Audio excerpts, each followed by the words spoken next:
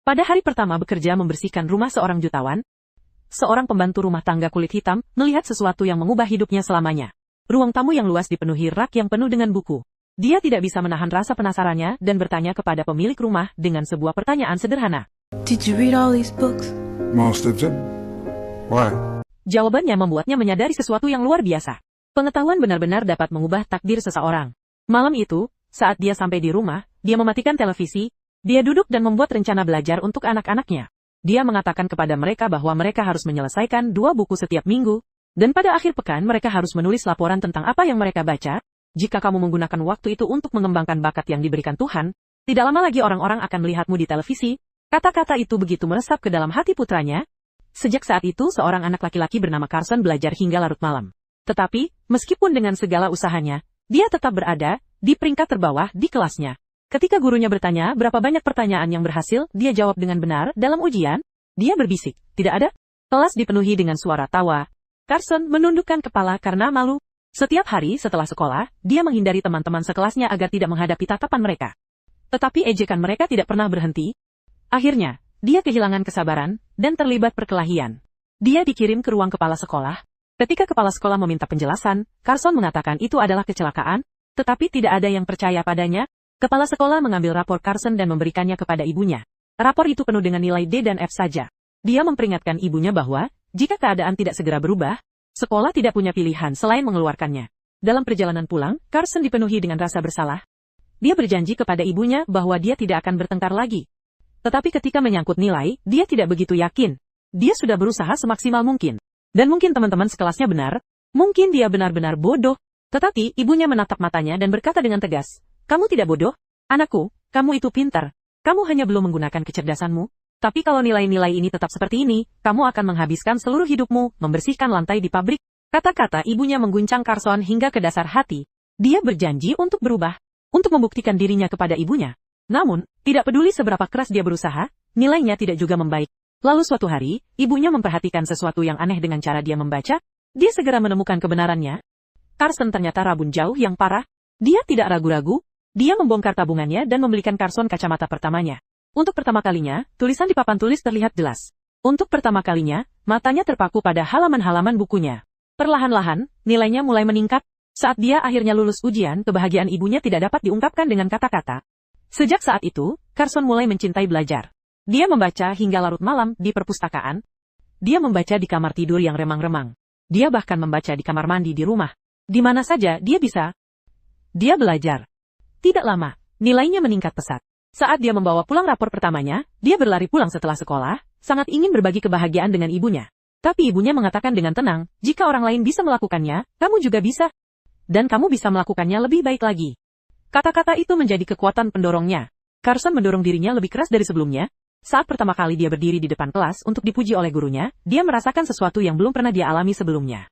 Hal itu membangkitkan semangat dalam dirinya. Seiring waktu berlalu, rasa hausnya akan pengetahuan semakin bertambah. Dia menjadi terpesona dengan segala hal. Bahkan dengan batu kecil di tanah. Rasa ingin tahunya mendorongnya untuk membaca setiap buku yang dia temukan tentang batu. Rasa ingin tahunya itu membuahkan hasil suatu hari di kelas sains. Guru mengangkat sebuah batu hitam dan bertanya apakah ada yang tahu apa itu. Ruangan itu hening. Kemudian Carson mengangkat tangannya. "Itu adalah obsidian," katanya, dan dia melanjutkan menjelaskan bagaimana batu itu terbentuk. Penjelasannya sangat terperinci, hingga bahkan gurunya belajar sesuatu yang baru. Sejak hari itu, teman-teman sekelasnya melihatnya dengan cara yang berbeda. Setelah kelas selesai, guru menunjukkan sebuah mikroskop kepadanya dan mengundangnya untuk melihat. Momen itu membuka pintu ke dunia yang sama sekali baru. Keinginan Carson untuk menjelajahi hal-hal yang belum diketahui semakin kuat. 4 tahun kemudian, anak laki-laki yang dulunya berada di urutan terbawah kelas kini berdiri dengan bangga di puncak angkatannya. Ibunya melihat dia berjalan melintasi panggung untuk menerima penghargaan, hatinya penuh dengan kebanggaan. Setelah bertahun-tahun berjuang, Carson berhasil mendapatkan tempat di Universitas Yale dengan beasiswa penuh. Dia bahkan bertemu dengan seorang wanita muda yang cerdas yang kemudian menjadi pacarnya. Bersama-sama, mereka bermimpi tentang masa depan. Tetapi Carson masih menghadapi hambatan. Nilainya dalam mata pelajaran kimia sangat buruk sehingga dia gagal berkali-kali. Jika dia tidak lulus kali ini, mimpinya untuk menjadi dokter akan hancur. Saat dia berjuang, pacarnya bertanya kepadanya. Dengan bantuan pacarnya, dia menutupi setiap kekurangan dalam pengetahuannya. Membaca. Carson menjawab, "Kalau begitu, lakukan apa yang paling kamu kuasai." Dia berkata, "Membaca. Bacalah sebanyak yang kamu bisa. Kamu akan menemukan jawabannya di buku-buku itu." Carson mengikuti nasihatnya. Dia belajar siang dan malam. Dengan bantuannya, dia mengisi setiap celah dalam pengetahuannya. Ketika akhirnya ujian tiba, lembaran-lembaran ujian penuh dengan rumus kimia yang kompleks. Tetapi pikiran Carson sudah siap. Jawaban mengalir seolah-olah pena di tangannya memiliki kehidupan sendiri. Ketika hasil ujian diumumkan, namanya ada di sana, kerja kerasnya terbayar. Saat wisuda, Carson direkomendasikan untuk wawancara di Rumah Sakit Johns Hopkins, tempat yang dikenal sebagai pusat kedokteran. Tetapi itu juga tempat di mana banyak mimpi hancur. Setiap tahun, mereka hanya menerima 2 ahli bedah saraf, dan tahun itu, 125 pelamar bersaing untuk 2 tempat tersebut.